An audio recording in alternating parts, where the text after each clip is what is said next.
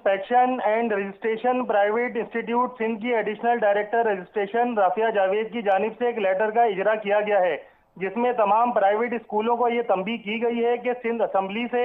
Sindh probation of corporal punishment act 2016 के तहत किसी बच्चे को कारपोरल पनिशमेंट या फिजिकल पनिशमेंट नहीं दी जा सकती। और अगर किसी स्कूल में ऐसी सूरत हाल पेश आती है और तहकीकात में स्कूल की गलती अगर साबित होती है तो उस स्कूल की रजिस्ट्रेशन कैंसिल कर दी जाएगी। इसी सिलसिले में एक 3 रुकनी कमेटी बनाने की तजवीज दी गई है, जिसमें हेड ऑफ इंस्टीट्यूशन, पेरेंट जो इनरोल्ड मेंबर हो, और अब्दुल सत्तार मेमन जो कि रीजनल डायरेक्टर हैं इंस्पेक्शन एंड रजिस्ट्रेशन के डायरेक्टरेट की जानिब से ये 3 रुकनी कमेटी इन पर मुश्तमिल होगी। अच्छा, आपको एक चीज वादे करते चलें कि डायरेक्टरेट की जानिब से मुंतखब करदा रीजनल डायरेक्टर अब्दुल सत्तार मेमन अपनी सख्त जबान और गैर मुनासिब रवैये की वजह से शोहरत के